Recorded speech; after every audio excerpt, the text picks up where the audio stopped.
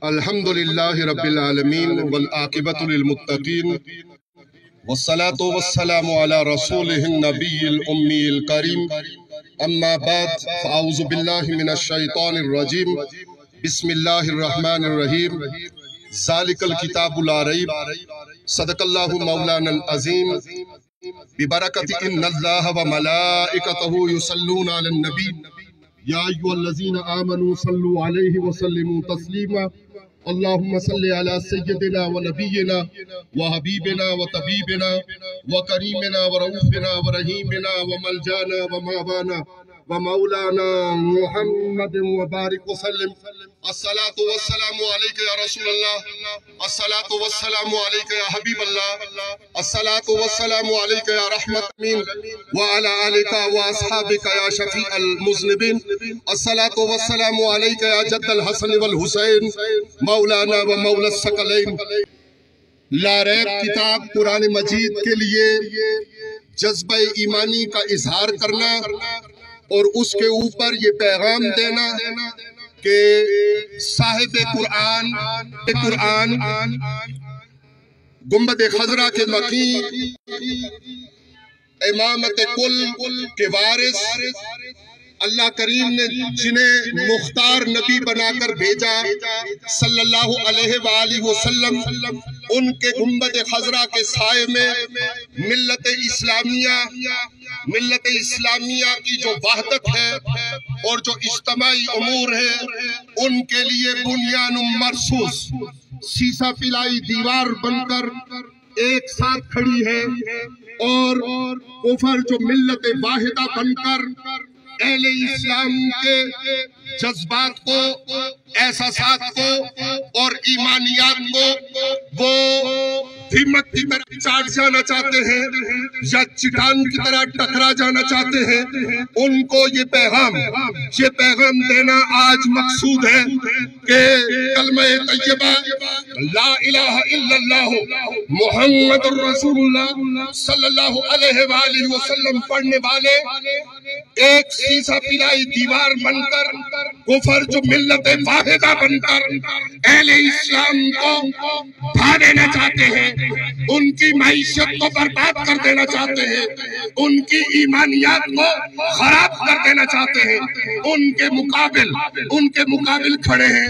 اور میں اس آرزو کا اظہار کروں درد اور کیف کے ساتھ وہ پہل کرے اور میں ان کا ہاتھ پکڑوں ان کے ساتھ کھڑے علماء ان کا ہاتھ پکڑے آپ حضرات ایک دوسرے کے ہاتھ پکڑ کر بلند فرمائیں اگر آپ کو برا نہ لگے تو بلند کہ ملت اسلامیہ گنبد خضرا کے مکی صلی اللہ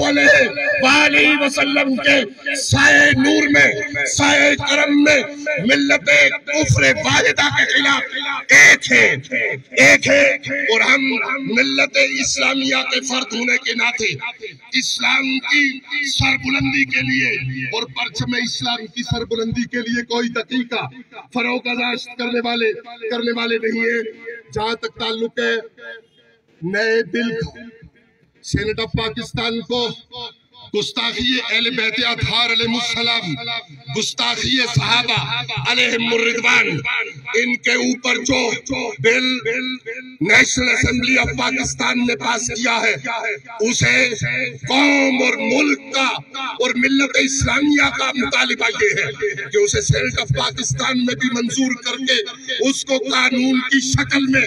نافذ کیا جائے تاکہ جہاں محمد الرسول اللہ صلی اللہ علیہ وآلہ وسلم کی عزت اور ناموس کا تحفظ ہو وہاں پہ اہل بیت اطہار و صحابہ کرام علیہم السلام علیہم الرضوان کے تقدس کا بھی